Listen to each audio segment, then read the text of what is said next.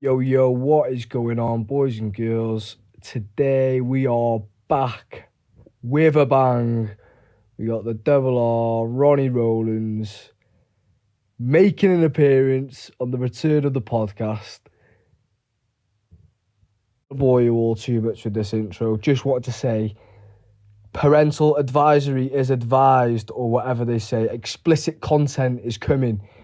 I didn't realise when we were actually filming it how fucking explicit it was, how much swearing and shit talk there is in it. But yeah, just letting you all know before you listen, there's some swearing and all that good stuff. So if that's going to offend you, or if you're easily offended, probably don't listen to this one.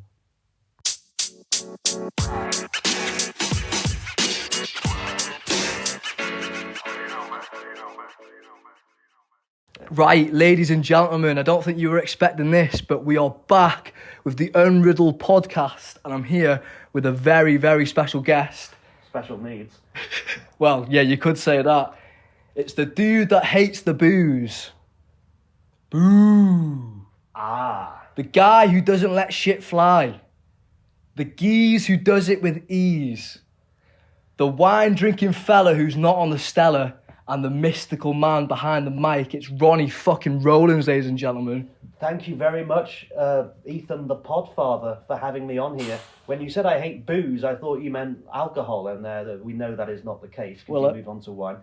I'm glad to be on this show because you've been away for 2 years. You had a 4-episode run, and you stopped. And my aim is to get you quitting after 1 episode, Ethan. So we'll see how you manage. But hello, fighting fraternity. It's me, Mr. FCC, your humble MC, your favourite MC, in his white tee, we his big D, Ronnie Rowlands.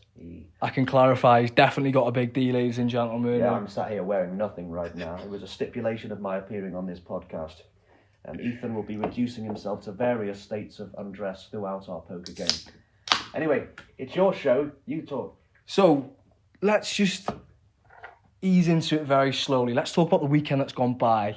You've had a very busy weekend, haven't you? Yes. Is this the first time you've done 2 shows back to back, is it? It is, yeah. And I say that to other MC friends, and they're like, yeah, so what? Because that's sort of the bread and butter of most MCs. Some MCs do 5 nights in a row. But I only started 2 years ago, so I've never done 2 nights back to back before. But it was a nice experience. It was difficult prepping for 2 shows, on the same day. But it was nice to not feel like you had a week to relearn how to do it. Doing 2 in a row was like having 2 gym days in a row, But it was nice because I had a break during January because that's always dead. Of course. I did the first show in February, which was Grapple Wars, which is a great show, but it's a grappling show, so you're not really working the crowd. They're more like a snooker audience. I do most of it off to the side, like the Tekken announcer. So it was the first time back in front of people this year, and I felt like I hadn't missed a step. But yeah, I did Azzy Thomas's Massacre at the Manor, which was sick. Yeah, and great venue, wasn't it? It was a really plush. I'm so used to sort of changing rooms smelling of piss and sort of going out and smoking by the bins. But we had tables and trees and foliage and all the rest of it. So it was a really nice venue, Azzy Thomas's show. Then I did the inaugural Octagon Wars from Kimmel Manor to Runcorn Business Park was a bit of a drop, but not in terms of the quality of the show. So I have had a busy weekend, and I'm pleased to find that I haven't missed a step, and that I can handle doing 2 nights on the trot. I feel like I've leveled up. I didn't doubt you in that aspect, mate, because you're a pro, aren't you? Not only are you an MC, but you do also audio books and all stuff like that as well, don't you? So. Yeah.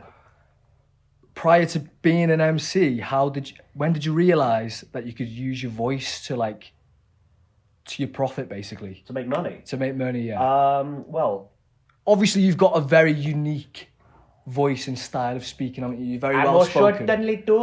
I have very... No, I had always done, from when I was 13, I'd always done stage plays. I'd always recorded little sketches with my uncle. When I went to uni, I had my own radio show. I did acting, I was in the union, I was a public speaker. So I was used to having an audience and I was used to talking. But audiobooks, voiceover work, never figured. I wanted to be an actor, but that sort of failed miserably. I left uni in 2015 and basically didn't do any sort of public speaking or anything like that. I was resigned to the fact that I was going back into obscurity and had to be a grown-up. So what happened was in late 2019, when I moved into this plush cavernous flat that we're currently sitting in, I realised that I had forgotten to pay my council tax for 10 months. Oh, naughty boy. Yeah, and they sent a letter, basically, it may as well have been written in blood, it was that threatening, saying, pay your council tax or we'll send the lads round. And I thought, oh God, well, I'm going to have to, and it was like £1,000 or something. And so I thought, well, fuck, I don't want to, I had a job, an admin job, but I didn't want to give up wine. So I thought, well, I'll go back to freelance journalism, because that's what I always did for money on the side when I wasn't fully employed. Did one job, freelance, and hated it. And I realised that the agency I was getting work through also required voiceover artists. And it was Christmas time, so I said, Dad, can you get me a Blue Yeti? And my product placement there, we ought to get thousands for that, Ethan. That's free sponsorship. Not that I use them anymore. No, he's a Rode now. But I said, Dad, get me a Blue Yeti for for Christmas. And then I went on the agency, and there was the publisher of religious books in America, Catholic study guides. And I sent off an audition to them, and they hired me. And I was reading Bible scripture for $40 US per finished hour of audio, which is not a good rate. But I fucking did that. And I was getting a steady stream of work from it, and it became like my little, I don't like to say side hustle. Yeah. Makes me sound like an Avon lady or like I sell dodgy perfume or something. But I started doing that. And then that was the first, that made me realise, oh my God, yeah, I can profit from speaking. So that was when I first realised I could profit, when I needed the fucking money and didn't want to make budget cuts. When you were backed into a corner a little bit. I was backed into a corner, and I found a way out of it. And then, you didn't want to sell your ass. No. Although, funny you should say that. A lot of the books I do at the moment, not under my real name, so don't try and search for them. They are heavily pornographic. So right, okay. No, they are. So I am. It only occurred to me just a couple of days ago that there does exist people in this world who, whilst listening to the sound of my voice, have maybe enjoyed it in more places than just their ears. Yeah, I don't think I'd be very comfortable with that myself. What, listening or doing it? Knowing that people are getting off to the sound of my voice, I don't know. I think it's great. Oh yeah, it's like, if you're a page, I'm not going to be a page 3 girl. It's the closest I'm going to come to being one. So you say that as though it could happen, but you never know. But yeah, so no, I wasn't going to sell my ass. Although I did once wonder if there were certain kinks on some of the campsites that I could lean into, but I quickly thought, no, I'm not going to do that. I have a prestigious job. I'm in the council. I'm not going to do that. So yeah. Well, you've definitely found an avenue that suits you, haven't you, with the MCing? Yeah. And that was the most peculiar thing, because I liked boxing and MMA, but I wasn't like I couldn't watch fanatic or whatever. I couldn't watch it and go, oh well, needs to work on his grappling, doesn't he? I was never like that. I always loved fucking wrestling. Yeah, that's what I loved WWE. And when I was a kid, I always wanted to be either a referee or a commentator. That's what I always wanted to be, but I thought there's no way of me getting into that. I think you could definitely be a commentator. For wrestling, yeah. Not 100%. Not for MMA, I don't have the technical knowledge. But, yeah. But for wrestling, yeah. So, maybe if I get a wrestling gig, I could lean into that. But that's what I always wanted to be. And whenever I watched wrestling or MMA, and I saw Bruce Buffer or Howard Finkel or whatever, I never thought, that should fucking be me. Yeah. It never, ever occurred to me. I never sought out becoming an MC, never dreamt about it, never thought I'd be any good at it. It just had never occurred to me until the offer came. So let's talk about that then, because the story's quite funny about how it went, isn't it? It wasn't exactly immediate that you just got offered it, was it? It was something that had happened years before. Yes. And it came to fruition years later. Yeah, it was a weirdly organic thing. And I sometimes feel like a fraud, because a lot of the other MCs, they used to train at the gym, and they slept chairs at the venue, and they did this, and they knew everyone. And then they were like, oh, come on, let me do MCing. That was what they wanted to do, wasn't it? Yeah. Whereas I fell into it. So we go back to 2018. I was unemployed. I was doing freelance work at the time, so I wasn't very rich. But I was always on the town on a Saturday night, especially at the Fat Cat and the Irish bar. And there are a couple of bouncers there, 3 bouncers, by the name of Bobby Pallett, Ben Stokes, and also Siobhan Garman. You know Siobhan, of course. She does a lot of security at these shows. And they, for whatever reason, found me funny, because whenever I went out for a cigarette, I would go and I would tell jokes and do skits, and I would yodel, and I can't yodel anymore, so don't ask me to do it. You're late. It's not how you do it. But No? It's... late? No, I'm not going to do that. You're late. You've sort of got it. I'll give you a lesson. I was going to say lessons can come after this. Yeah. That's I'll charge you.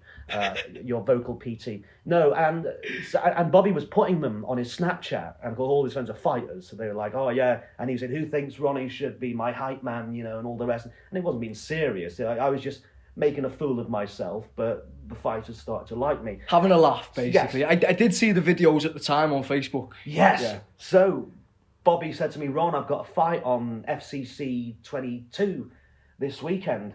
Can you talk some shit about my opponent?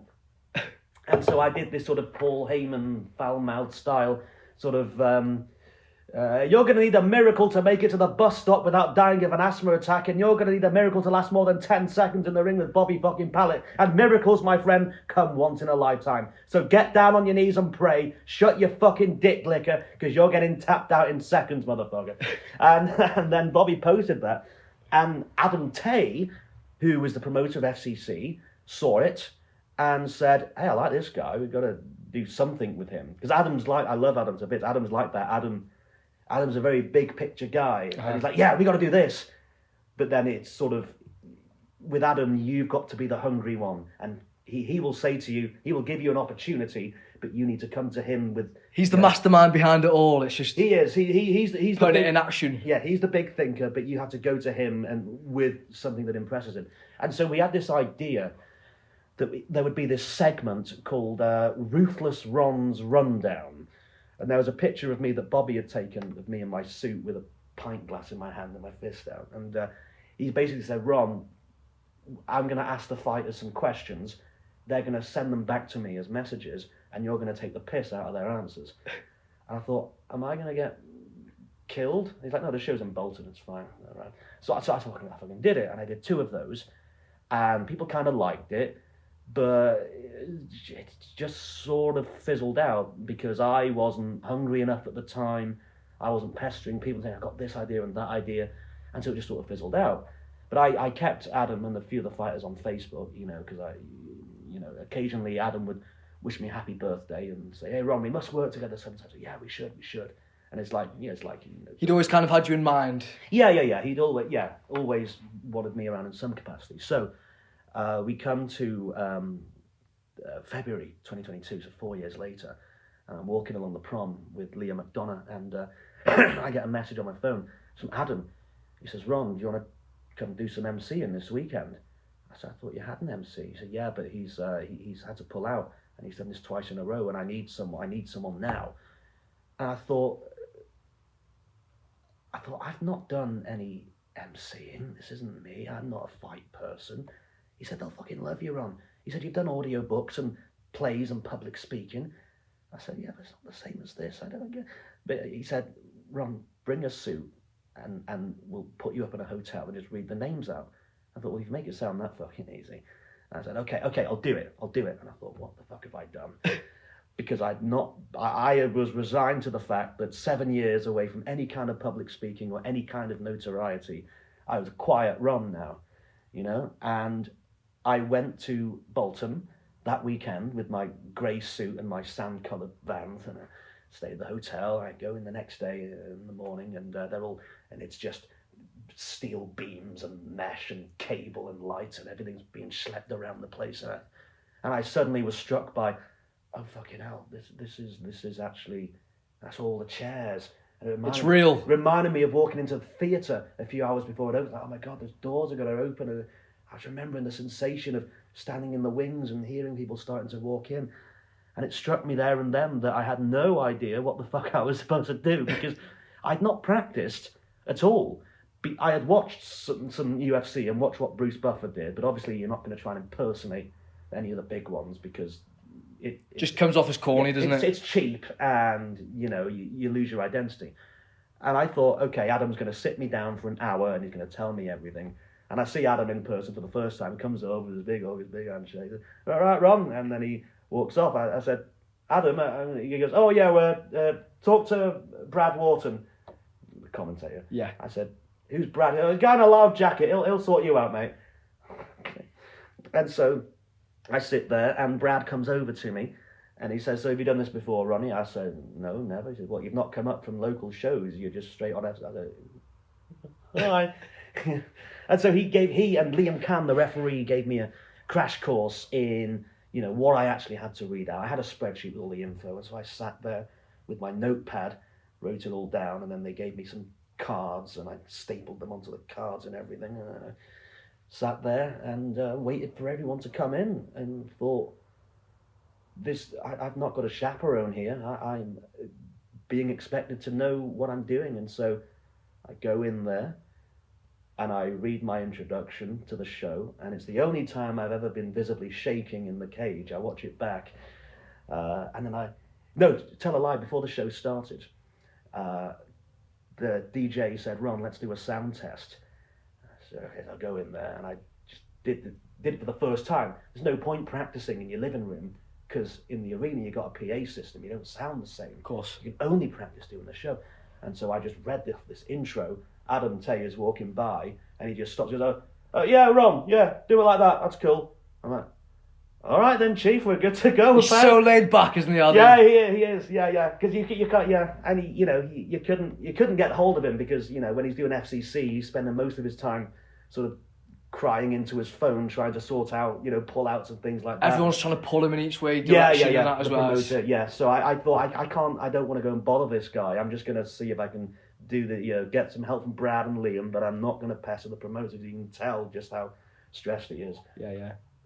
And then I went in and I introduced my first ever fighter, who was Joe Chu from One MMA Academy. I do know him. Yeah, he was the first guy I ever introduced. And I did it, and I did the whole show, and I realised halfway through I was blowing my voice out. I hadn't bought any water or honey or lozenges or anything like that. You didn't know the tricks of the trade no, yet? I didn't, and I didn't know what the fuck I was doing. I was nervous, not because I was in front of people. I never had a problem with that. I was nervous because I didn't understand conceptually how to get the audience to react, what they wanted to hear, what rhythm I needed. You watch back now, I'm so incredibly slow. I almost sound like I'm slurring, because I've got my idea of what suspense sounds like, but it just wasn't resonating. So the first time you do anything, mate, it's never going to be good in your own head, especially when you look back. Yeah. Obviously, you've gone from strength to strength. You've grown in confidence, and you've grown in your ability to MC as well. Yeah. So when you look back at the first time you've done it, you're going to go, oh, I was fucking shit then. But you weren't, because the amount of people that came up to me and said, who the fuck's that guy? He's fucking brilliant. Oh yeah, because you were on that show, of course. I was, yeah. You remember, I used to think that the thing that all MCs had to do was extend the name. Ronnie, like that. But I did it. I sounded like a foghorn. I was going, Ethan,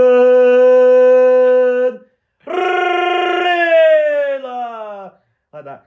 I didn't like it. But I come to the end and I thought, okay. I don't know, mate. I thought it sounded pretty good. And well, I'd say at least 5 or 6 people came up to me and said, he's all right, him, isn't he? Well, I'm glad they did. And if any of them are single, let me know. But I got to the end of the show and I thought, okay, well, that's something to tell the grandchildren. And then Adam comes over, says, right, Ronnie, see you in June, yeah? What? He said, yeah, you're MC now. I said, am I? I thought you were using this other guy for 10 years. I said, yeah, no, we'll use you now. We'll see what we can do with you, get you somewhere. Okay, so I thought, okay, that'll get me off the streets 4 times a year. And that was my introduction to the world of MCing. A fighter found me funny, and 4 years later, Adam couldn't find anyone else. I think Ricky Wright and Saif Khan and all the others weren't available. And so it wasn't a sort of, yes, we've finally got this Ronnie. It was more, right, I've got an MC, let's hope he doesn't stink. Yeah, and apparently I didn't. So but you absolutely didn't, mate. Yeah. Didn't. Thank you. Yeah. But yeah, so obviously from FCC, again, a similar thing kind of happened, didn't it? With Market Mayhem, their MC wasn't showing up, or they couldn't get hold of him or whatever. Yeah. And you got the gig there as well, didn't you? So that was your first gig in North Wales. It was, yeah. That was another weird, because I didn't realise that you had MCs who were travelling and doing circuits and things. And it was about a month after, and Chris Pritchard posted, I didn't know who he was, but he posted it, I need an MC. And Ben and Bobby and Siobhan said, "Oh, get Ron, he's the best in the game." I thought, "I've only done fucking one, what are you doing?"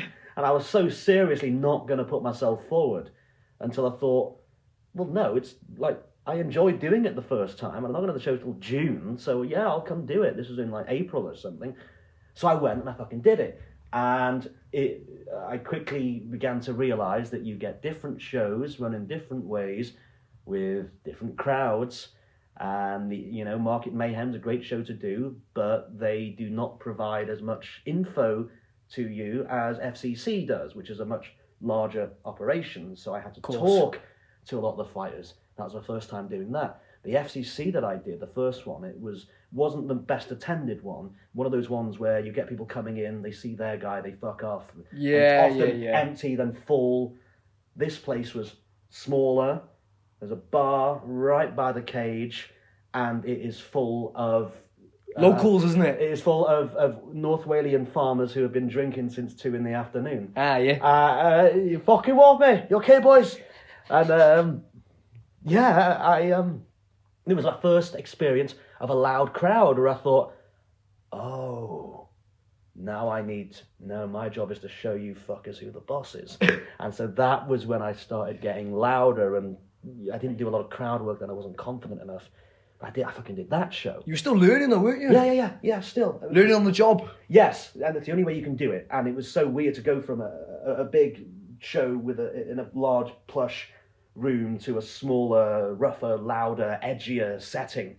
But I fucking did it. With that being said though, rougher and maybe, not as professional as FCC, which is one of the best promotions in the UK, that being said. Yeah. But the venue of Market Mayhem's cracking, isn't it? It is. With the 2 layers and all that. Yeah. But when I say rougher, I don't mean like fucking, I'm not being a snob, I mean like it's not as shiny. It's grittier, it's angrier, it's edged, like that. And so that was, I moved from squeaky clean to edgy. Bit more rough around the edges. Yeah, that's how I describe it. And I still do Market Mayhem for Chris, and they've just recently been asked to submit their results to Tapology, so they're going from strength to strength, and I have a great time whenever I go there. And Chris likes to remind everybody that he is the reason that I have been inflicted on North Wales. He gave you my first shot. But at that show, one of the judges was Mike Egan. That's right. Who he said to me, "All right, Ron, how you doing?" I said, "Have we met?" He said, "Yeah, we've met about twice. You've ran into me. You've been with your friend Leah." I didn't know who he was, but he said, "I've got this show on in June in Broadway if you want to do it." I said, "Yeah, okay, that's my 3rd gig." I said to my friend, I said, "Leah, I said, this Mike Egan guy says he's met me." He said, "Yeah, you've met him like 3 times." I said, "Well, show me a picture of him." He showed me a picture, and I said, well, "Why has he shaved all his hair off? It looks fucking ridiculous." And she said, "He's got cancer on." I said, I'm glad I didn't twig it. Yeah, what happened to your hair, mate? Yeah, I'm glad I didn't twig it that day, because I didn't recognise, because he was very ill at the time. But he had me come and do his show in Broadway, and then that was my 3rd show. Well, I remember. So when he was judging that night, you were doing your little Ron dance, as you do. Yeah. And he's recording you, and he's laughing his head off, and and I've messaged him saying, he's fucking great, Ronnie, isn't he? I was at a show he was doing a few weeks ago, and he goes, he's fucking brilliant, mate. I'm definitely getting him on my shows. Yeah.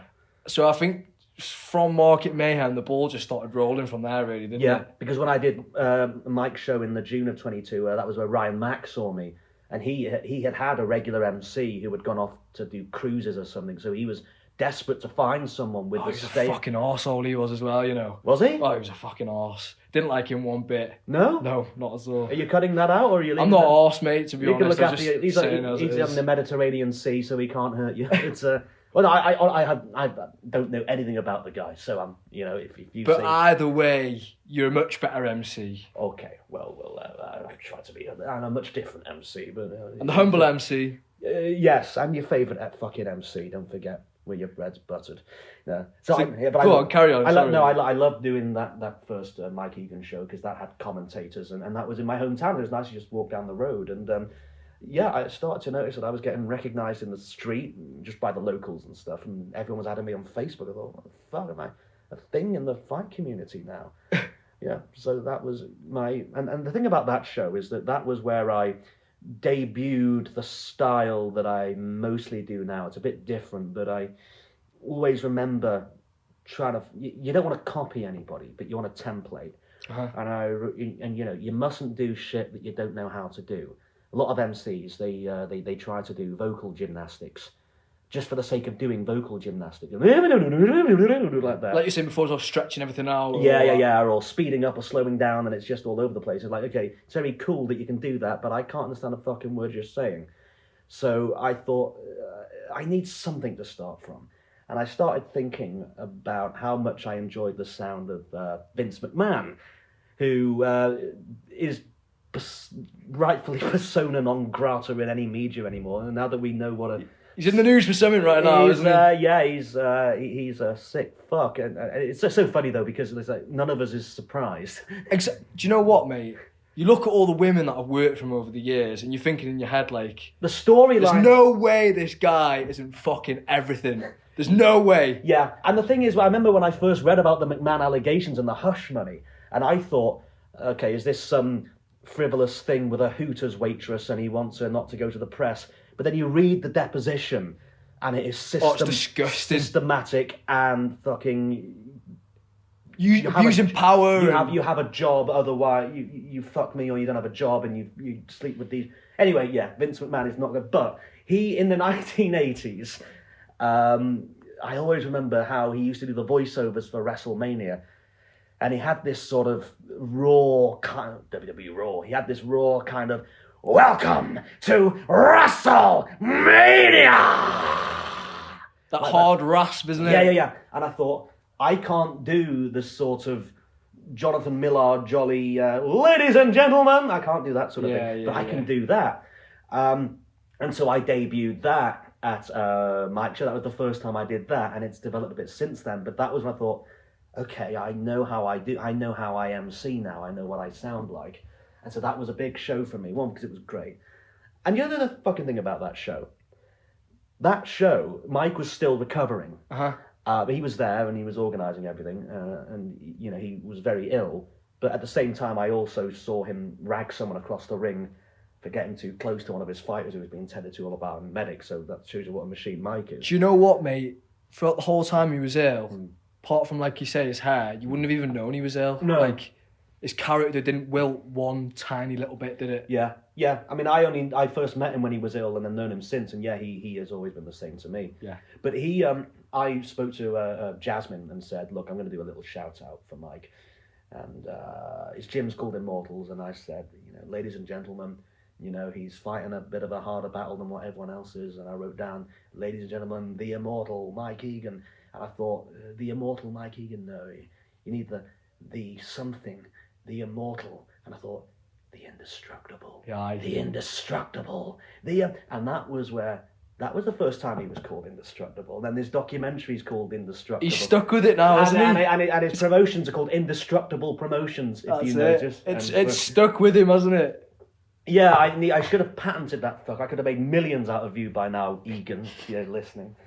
Yeah. So might have made 10 bob, like, I don't know about millions, but... Yeah, we'll see. But yeah, no, I remember that show. I actually fought on that. I had a Thai boxing fight.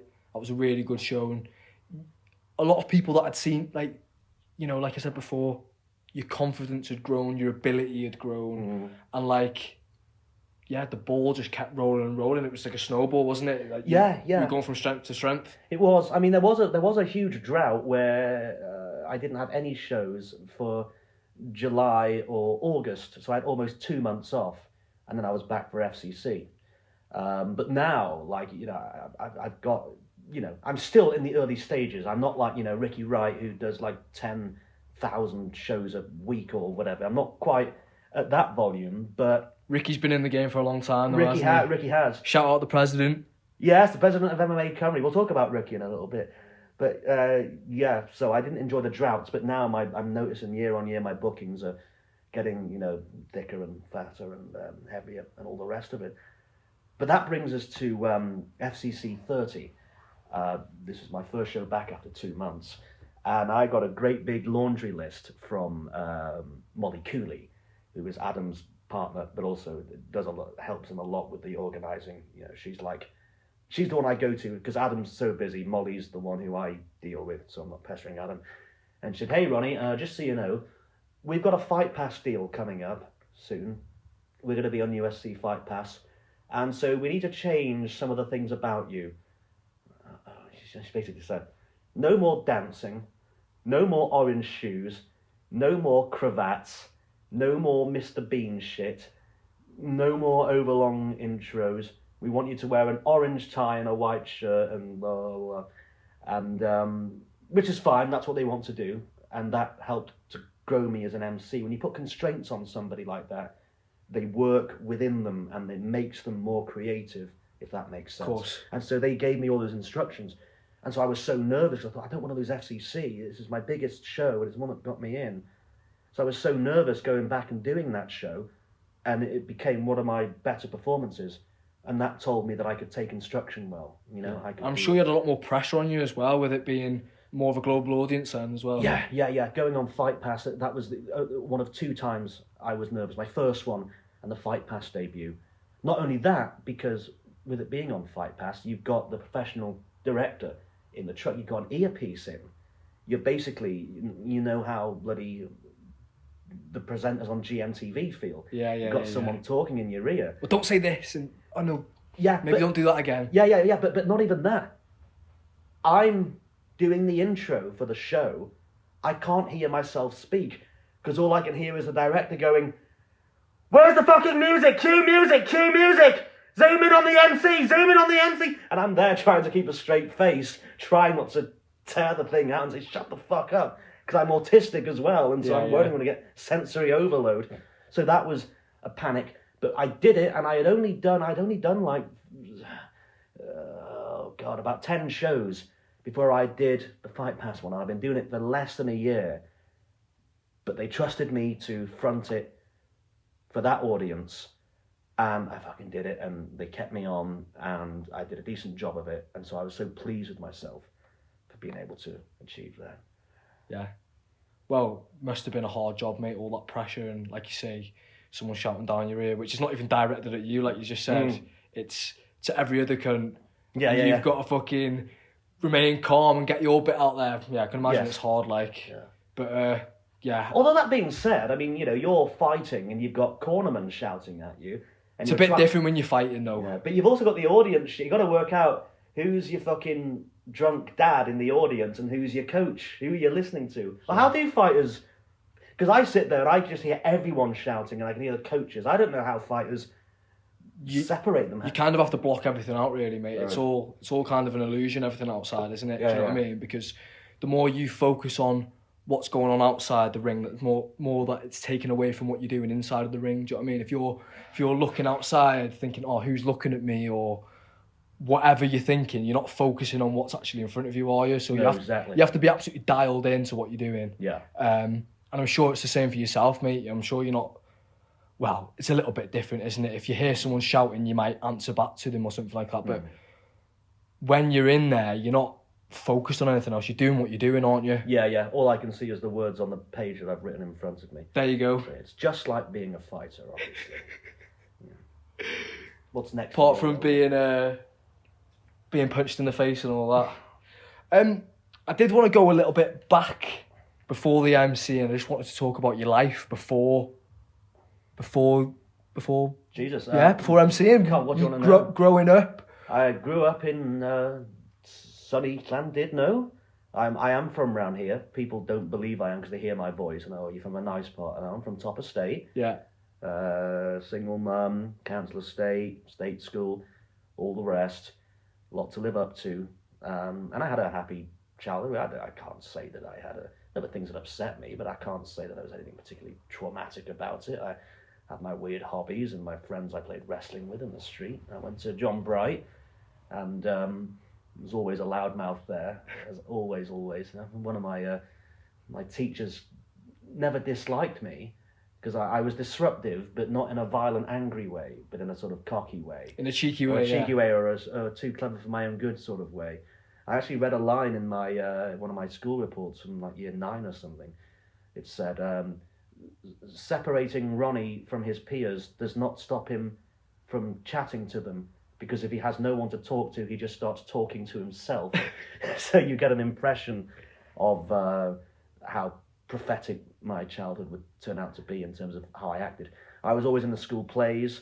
I was very, very unsociable when I was a kid. Because I discovered at age 29, I discovered that I'm autistic. And a trait of autistic people is that they struggle to make friends with people their own age. Uh-huh. I always got on well with little kids and stuff, and I always got on well with much older people. So I was in the local drama groups around town where all the people there were in their 50s and 60s, and I found it much easier to get on with them than I did with people my own age, because I liked a lot of old telly, old comedy, and old music and things like that. Uh-huh. So I could talk about that with them. Whereas in school, if I go up and say, "Hey, did you watch the repeat of 1970s Doctor Who on UK Gold?" Or John Wayne and all that. Yeah. Did you watch Columbo? They'd be like, "What? Fuck off, Ron! I'm listening to ghetto gospel, you cunt." Taggart and all that. Yeah, exactly. Yeah, that's the sort of stuff I was into, and no one in school gave a fuck about that. But I was still kind of well liked in school. No one really got me, but they sort of. And I think it's the same with the fighting people now. It's so odd. I have loads of these people. I have nothing in common with people in the fight game. Either philosophically or physically or politically or anything like that. And yet I've never felt so accepted. Yeah. By a group of people. It's like I feel like I'm their likable weird uncle in a way. They don't really understand what I'm about, but they sort of enjoy having me around, and that's. Your uniqueness makes you who you are, though. Do you know what I mean? If you didn't have the personality that you had, and if you didn't speak the way that you did, then you wouldn't be an MC. Does that make sense? Do you know, if you just spoke like me, slurring your words and slang and all that, then you wouldn't be an MC. You know, so exactly. It makes you who you are. Yeah, it's so funny. It's so funny because I find it, apart from the challenges of making yourself better, I find the act of doing it the easiest thing, and it baffles me that there are bad MCs. Yeah. To me, it's the easiest thing in the world, and there are so many bad MCs out there who charge more than me and get more work than me, but we won't. They're not on Flight Pass, so we don't need to think about that. But yeah, no. So I did that, and then I went to uni. I wanted to be an actor originally. I wanted to go to drama school. So when I was 18 and in my final year of sixth form, I auditioned at the Royal Academy of Dramatic Art. London Academy of Music and Dramatic Art, Birmingham School of Acting, Manchester School of Theatre, and I prepared my monologues, my Shakespearean monologue and my modern monologue, because I had the biggest head in the world. Literally, I was quite fat back then, I had a round head, I had a big head, and I thought, well, if you see me in the fucking school plays, mate, I'm destined for Broadway. So I went and did these monologues, and on each occasion, my rejection email was waiting in my inbox when I got home. Oh, bless you. Oh no! So I thought, okay, I'm not. I don't see why though. I don't see why. I wasn't a very good actor. Right. Okay. I can't do. I can't pretend to cry. You can't turn it on and be something else, kind of thing. No. When I went to uni, I still did plays and stuff, but I was always known for playing villains or crazy people. I couldn't do subtle. Janine, I don't know how to tell you this, but I couldn't do that. You couldn't be on EastEnders or something like that. No. I couldn't do stuff like that. But I could do outlandish, big things. So I kept doing that. But I went to uni instead. Did that for 4 years, and then I did so little studying at uni. I was a terrible student. I could have got a first if I'd applied myself. I think I went to 2 lectures in 4 years. I was much more interested in drinking, in the theatre group, having my own radio show, writing in the student newspaper as a student journalist, and being involved in student politics in the Students' Union. That's what I did. Can imagine that. For my 4 years there. So I was always well known on campus as a personality in a corduroy jacket with a bottle of red wine poking out of his pocket. That was my image back then. And yeah, as I say, I worked there for a year in the union, got elected as the vice president, and then went home to mum and had to start again. And that was the thing. I had spent 5 years of my life with everyone knowing who I was, people having seen me on stage, read my work, listened to me on the radio. I was what they call a BNOC, a big name on campus. Right. And I went from that to coming back being fucking nobody again. And I thought, right, well, I've got to resign myself to the world of anonymity. and I worked a bunch of menial jobs for, a few years. I was unemployed for a long time. Doing all right now, really all right, but there was a time where I remember I wasn't getting any freelance work, and I was on the dole, and I was so scared to check my balance, I never knew how much I had. And I remember I was staying at my mum's, and there's a corner shop there, Of course, yeah. and I wanted to go and buy a can of Pepsi Max and a bag of crisps. I didn't know how much money I had on my card, and so I remember I was standing there waiting for about 25 minutes for the shop to empty. Like, people would come, buy their stuff, go. I'd walk to someone else is coming, and I waited until the coast was completely clear, and took my stuff to the till and paid for it with my card, and it got declined because I didn't want to be seen to have a declined card in front of all the people who had watched me growing up. Because when I was a kid, everyone used to say, "Oh, that Ron, he's going to go places, he's going to be rich, he's going to be famous, he's going to be this, going to be that." So the idea of having that expectation and then being seen, being unable to buy a can of Pepsi, was so horrifying to me. And so, and I spent a lot, I call them my lost years in my 20s, about 15, 16, about a 3.5 year period of just not knowing where the fuck my life was going, nothing going to plan. My plan was to move back to Lancaster and work in like PR or public relations or something, And at the end of the day, though, mate, not being able to buy a can of Pepsi, there's people that have it way worse than that. I know. No, I know you know that as well. But what I was going to say was, everyone has times in their life where things aren't going the way they want it to go. But what I was going to say to you, though, would you have changed any of that? No, and I'll tell you why. As I say, I wanted to move back to Lancaster, get a nice, well-paid, middle-class job, blah, blah, blah. But I didn't. I was forced to stay at home and think about stuff. And so I spent 4 years being myself. When I was unemployed or making little bits of money from tiny little writing jobs, I was on the town every Saturday. And that was when people like Bobby started to meet me and all that. So if I had not been in a position where all I had in my life socially was going to the pub on a Saturday night, people say, "Oh, Ron, you go to the pub every Saturday." Well, it fucking fell into place for me. Absolutely. It did. If I had not been through that hardship, if I had not been destitute, if I had not been in debt, then I would not have, learned how to save money, to be good with money, to have got myself this place. I'm going to buy a property soon. I could not envisage myself ever having a job or a social circle or anything like that. But having nothing but a night out on a Saturday got me the MCing.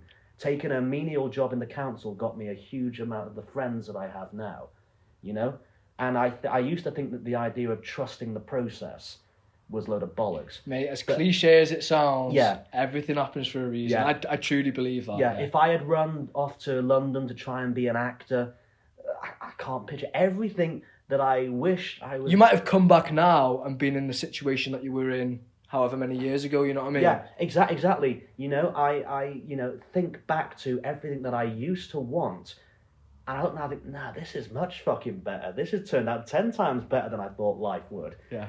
Never thought that it would be in this sort of circle. I thought I'd be a journalist or an actor or a DJ or something. Never found a way into that, but now I found my way into this, and I've become a somebody in a niche that I never thought I would. I wanted to be a somebody in a niche. I just never thought that niche would be fighting. Yeah. So, I've ended up here. It's all worked out quite nicely, though, hasn't it? It has. We're here, and I'm being interviewed by the Podfather for, the biggest fighting. Well, I mean, Rogan's not going to have me on anytime soon. We're on the way, aren't we, Ronnie? We're on the way. Yes. We're not there yet, but we're on the way. In the same way that I am the gateway drug to Bruce Buffer, you are the gateway drug to Mr. Rogan. There you go. How about that? Couldn't have put it any better myself. What else you got on there? So, I was gonna ask you, what were your goals for the future? What have you got plans of where you see yourself? Do you see yourself in the UFC? Do you see yourself in the WWE? Like, what do you see yourself doing, and what are your goals? I don't have any. I try not to set goals these days because I tend to become fixated by them, and I tend to act in desperate and embarrassing ways to achieve them. Can I just ask you, well, like without any offence, do you think that is due to like your autism and stuff like that? That when you have a goal, that you're relying on that becoming a thing. Yeah, I think so. I think it makes one very charmless. It makes me very agitated, and I don't handle rejection at all well. And so I said to myself when I started doing this, or when it started to snowball. Let me just grab a cigarette here. Sorry.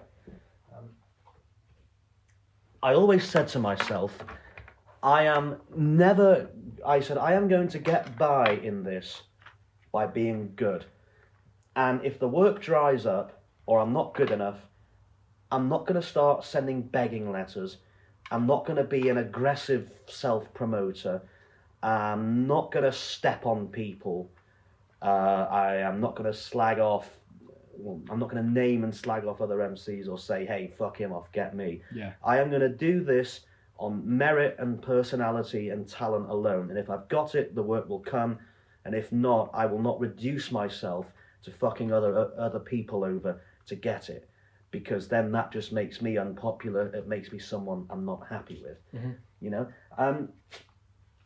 And I'm quite proud of myself that I did it largely all by myself.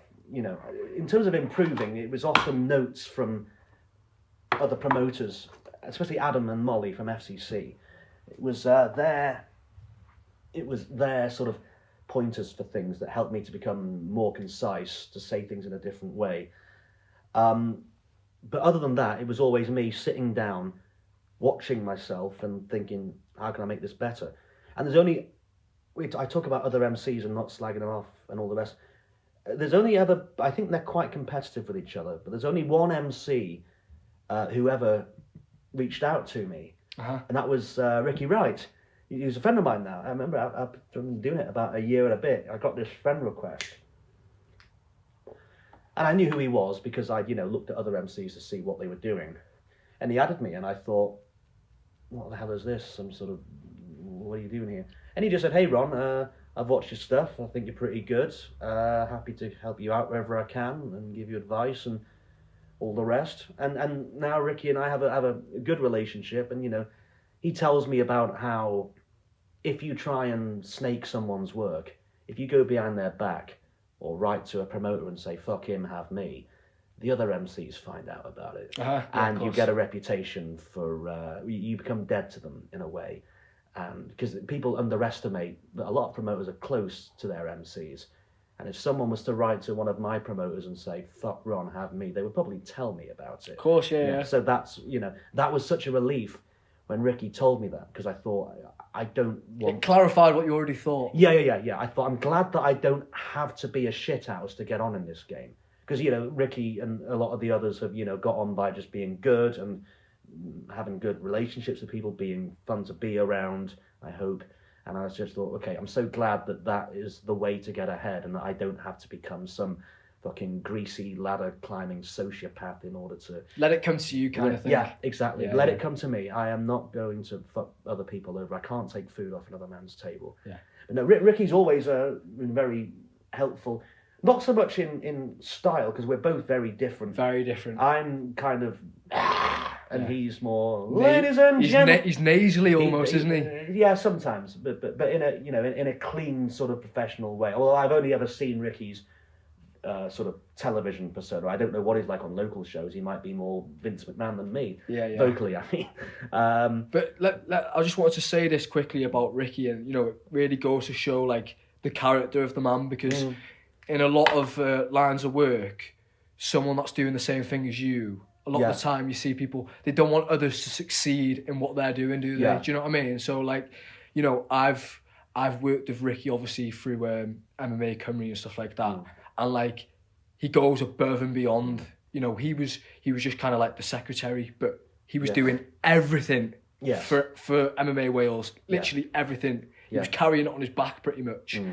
And eventually, he's been made the president, and he fucking deserves it. Yeah, exactly. And that's a guy who, has not, shat on people. That is someone who has been good at the secretarial work, and maybe will think, okay, he should be put up to the next level. No, he's earned his stripes, like... Yeah, and the thing about Ricky as well is that he, he's been doing it so long. He's got his people. He's he's baked into a lot of the promotions. He's comfortable with the amount of work he gets. So he's no need to. He's jetting off everywhere every week. Yeah, he's the busiest MC in Europe. So he has no. But it is so easy for someone in that position to get, envious of their spot. But Ricky's a kind of relaxed guy, knows where he's at, knows he's good, knows he's not short of work. He does it full time. Yeah. So he doesn't have a problem. But I think there are other MCs who can be quite sort of, well, he's told me about some. I won't name them on this podcast, but there are some who have been known for snakish and desperate and lying behaviour. Like I say, mate, it's the same in any line of work, really. If the majority of people, if they're doing something, they want all the work. They don't want to see anyone else. Yeah. You know what I mean? So, and like I said, that's just the kind of guy that Ricky is. Yeah. But and that's the kind of guy. I mean, I'm not quite at the stage where people are going to write to me and ask me for advice or anything, but I think if I do sort of ascend a few rungs on the ladder, I wouldn't have any problem with someone else succeeding, because I am now getting to the stage where I am turning away work. So for double bookings, so it would be nice to have some other up and comer to come and steal a little protege. Yeah, exactly. Yeah, what have you got next? So I just want to ask you, because there's a long running thing with Ronnie Rowlands, isn't there? Is there? And it's every Friday. It involves 13.5%.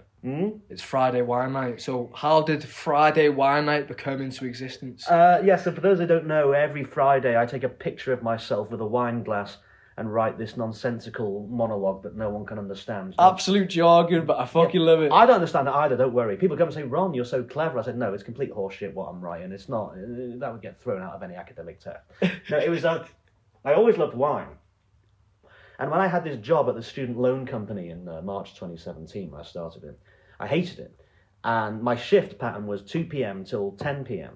And I thought, to make the Friday go by quicker, I will go to the corner shop at lunchtime, buy a bottle of wine at lunch. I was like, right, piss out. Buy a bottle of wine, leave it in the fridge, go to work, come home, and got a bottle of wine waiting for me. And I remember I was so happy that it was waiting for me. I took a picture of myself with a bottle and said, spending Friday with my best mate in the whole world. And then I did that for a few weeks after, and I thought, it's Friday wine night, it's starting to become a bit of a thing now. And of course now I'm in a complete prison. If I don't do it, I become anxious and agitated and like, Ron, you want to come to this? No, I've got to write my monologue and take my picture and do my Friday wine night something. I remember asking you, like, when I first started doing the podcast, I was like, oh, you up for doing it on Friday? You were like, absolutely not, it's Friday wine night. Absolutely. I only do these things sober. Because you remember when we were at Massacre at the Manor on Friday, and my selfie and my post went up while I was still in the middle of the gig. And you were like, how have you done? I said, well, I took the picture and wrote it last night. That picture of me with the wine was taken last night. I took it like that so I could post it at the usual time, about 8 o'clock. It was a one-time only Thursday wine night then? I didn't drink the wine on the Thursday. I poured it in the glass, took the picture, poured it back into the bottle, and then put it back. Because I can't get home at midnight and then I'm frazzled and I've got my concealer running down my eyes and I'm doing the picture, so I. Well, if it's midnight, mate, it's Saturday wine night then as well, isn't it? So it just doesn't make sense. No, exactly. It's ludicrous. No, so Friday wine night it's always on. I very rarely go out on a Friday. It's me on my own. I don't think there's anything sad about drinking on your own. I've had this Spotify playlist since 2008, and every time I hear a song I like on the radio and the street, I add it to it. And on the Friday, I put it on shuffle with my headphones. I drink my wine, and every time a song comes on, it takes me back to a year or a house or an emotion, and it's me time. Some people like to go and have a shit. My me time is Friday wine night.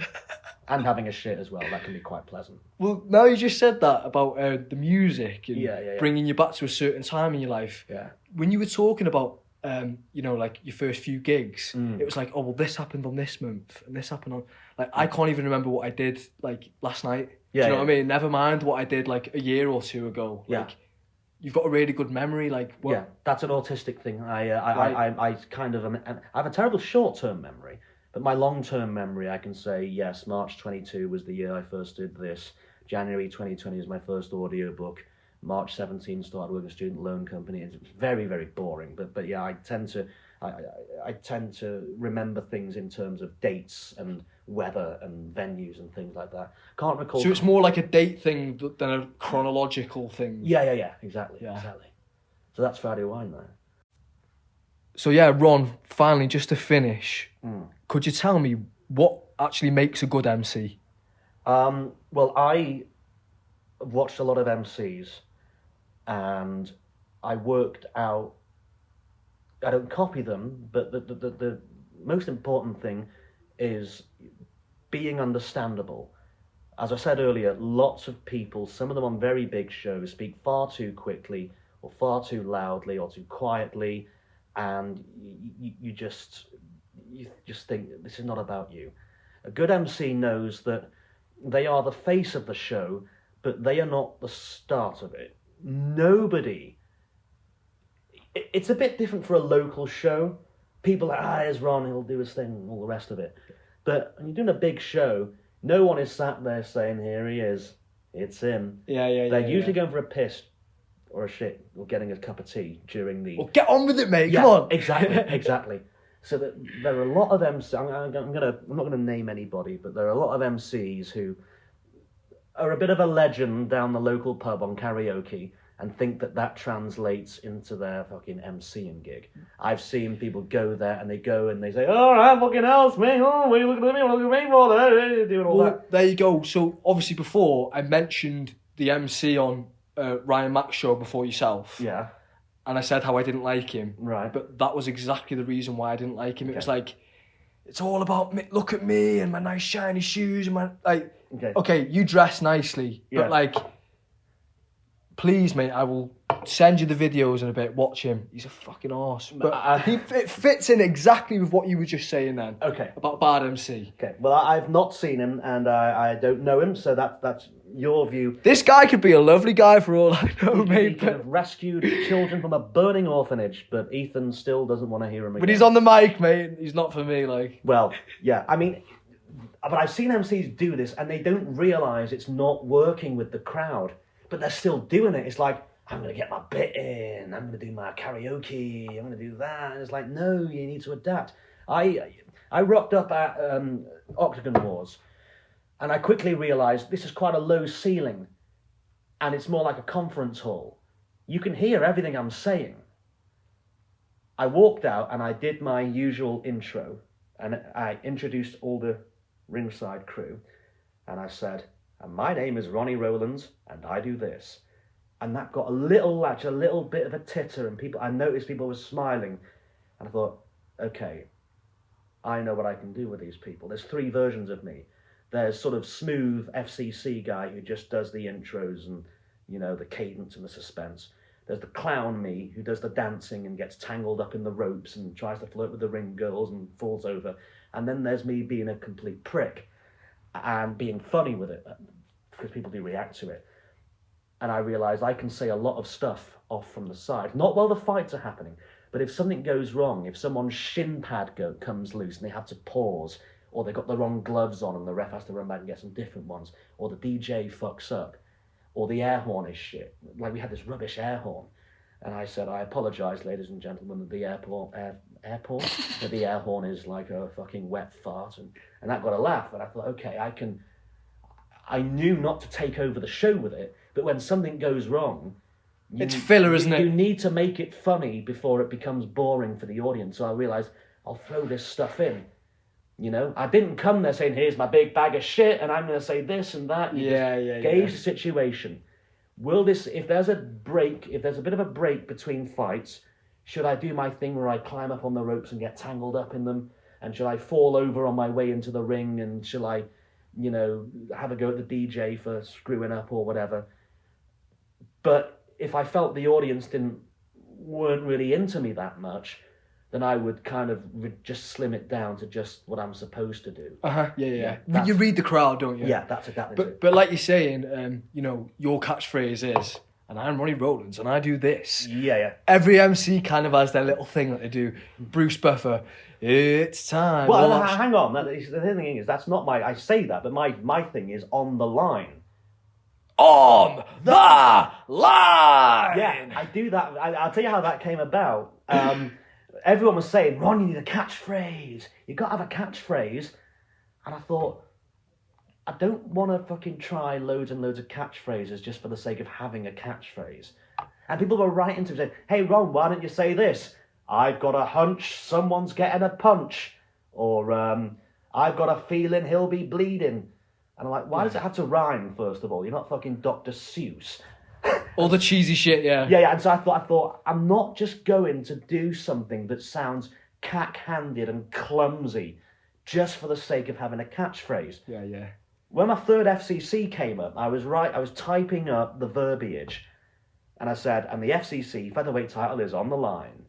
And I was reading, and I thought, I can't do it. I thought, what if I say it? It's on the line.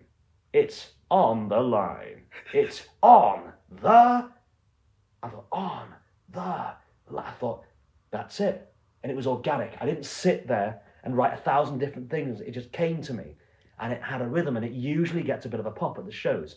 So that's how I came up with it. I was resistant to just doing catchphrases. Doing something because, well, I need to do something. Yeah, he's got It's Time. He's got Let's Get Ready to Rumble. I've got to be an identikit, cookie cutter fucking... You do have your thing, like, again, I've never heard anyone say fighting fraternity. That's your thing. I came up with that because I noticed that for some MCs, I do say ladies and gentlemen, but there are some people who, it's almost like Tourette's for an MC. It's like filler words. Ladies and gentlemen, we are live here, and ladies and gentlemen, we are ready. It's now, part of the... Yeah. Of just what you say, isn't Yeah, it? It's almost like, some people say, or, for MCs, it's, ladies and gentlemen, we are now live. I do it myself, mate. Every time I do the podcast, I say ladies and gentlemen. Yeah. It's just kind of... Yeah, and so I thought, I'm not going to drop ladies and gentlemen entirely.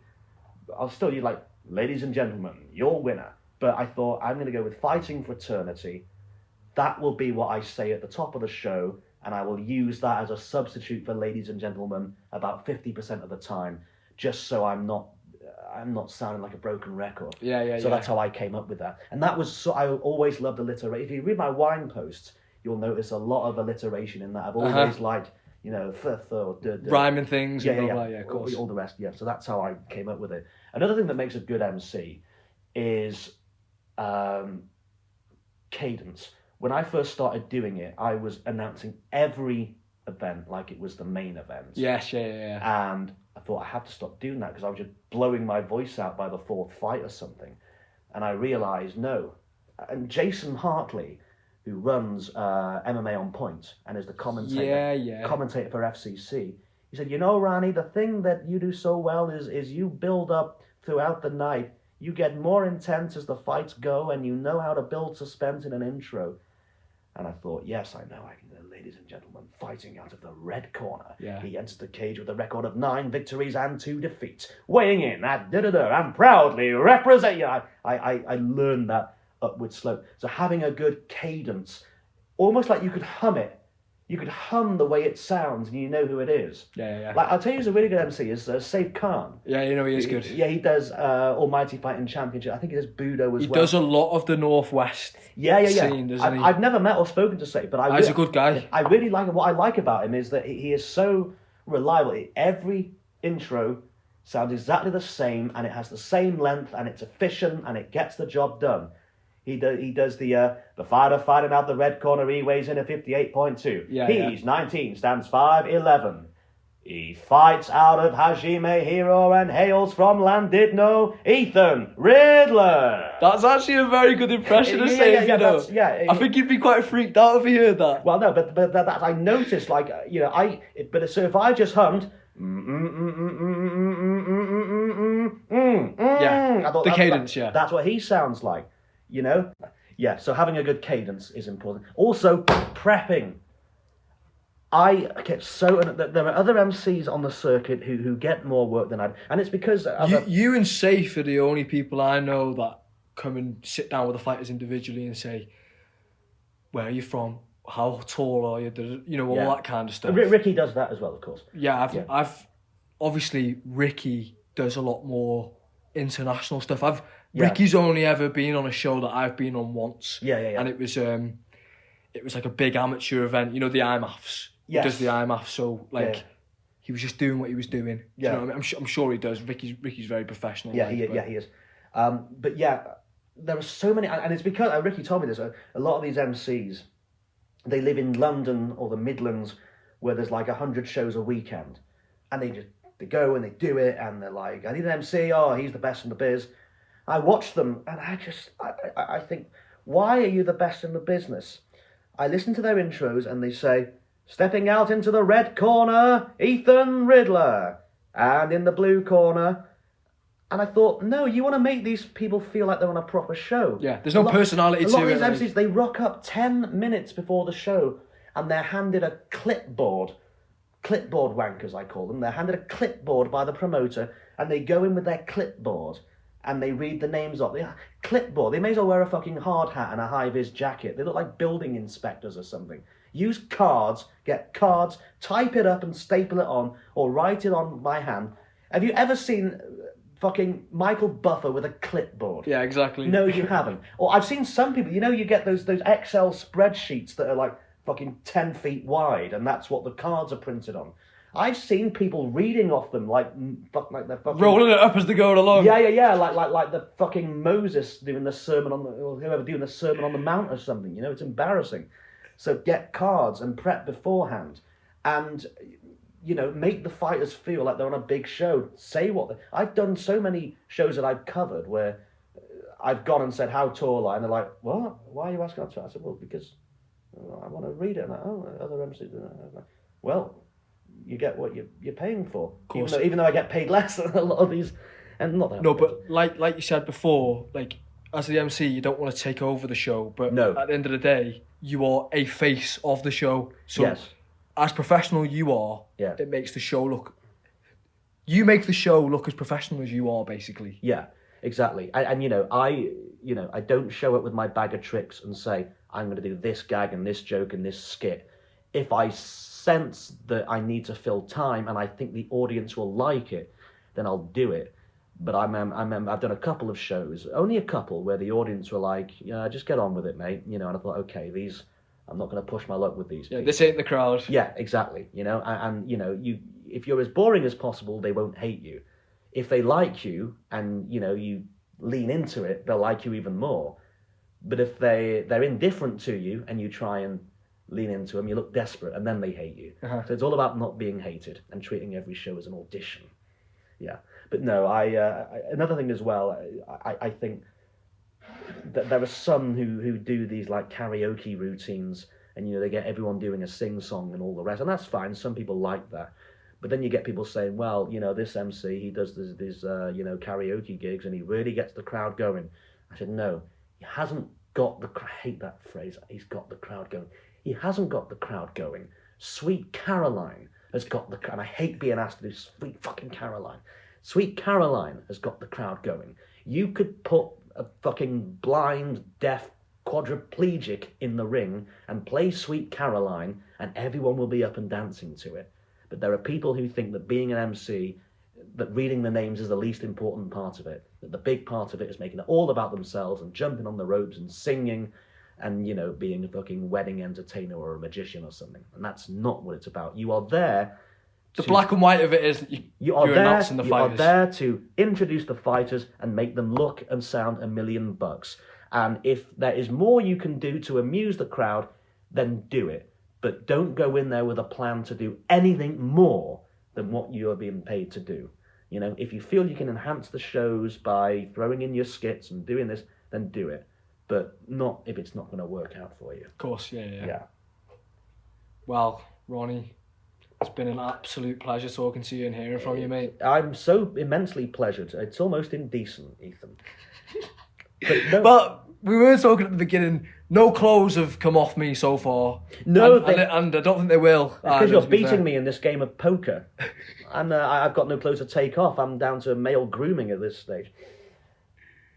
But yeah. That's a good way to end, isn't it? So tell us who we've got on next week. Well, I haven't got... who cares? Who gives a shit? No, but yeah, mate, it's been an absolute pleasure talking to you. Ethan, thank you very much. We've just shook hands. I mean, you can't see it, but we did just shake hands. But yeah, thanks for listening, guys. If you want to keep up to date with what Ronnie's doing, or if you want to book him for a show, his name on Instagram is Your Pal Ron. It's YRPALRON. So if you want to just see what he's up to, or you want to book him, that's where to hit him up, guys. Okay. Yeah. So thanks very much for listening. Anything else you want to say, Ron? Fighting fraternity, thank you for making this podcast as wonderful as it is. I've been Ronnie Rowlands, and you haven't. Thank you, thank you, thank you, and good night. And there you have it, the gang. That was Ronnie Rowlands for you. One of one. You don't meet many people like this guy. He's fucking, one of a kind. But yeah, if you enjoyed the podcast, let me know. Send us a message over. We've got another one planned for the weekend. We've got Jamie the Bomber Edwards, who is fighting for a British title next weekend. Yeah, not this weekend, coming next weekend. Obviously, because he wouldn't be doing a podcast with me otherwise, would he? So yeah, if you've got any questions for Jamie, send them in, and I may ask him on stream. I'm really looking forward to this one. Jamie's got a really interesting story to tell. Oh yeah, and I did just want to say, there was one point when we were talking about Vince McMahon, fucking McMahon, and fucking, I was saying that, oh, he's fucking everything. That could have been taken out of context. If anyone's watched WWE, you can see most of the fucking vulgar shit he used to do. He used to have women, like, barking as fucking dogs and loads of weird shit. Like, you could tell this dude was into some fucking kinky stuff. I just wanted to say that, because obviously, like I said before, it could have been taken out of context. And if you didn't know the news, you could just think, like, what the fuck's this guy going on about? But McMahon was fucking being a dirty bastard. And everybody that kind of watched knew what was going on, really, So, yeah, like I say, guys, if you've got a question for Jamie, hit us up. Other than that, I'll see you next time.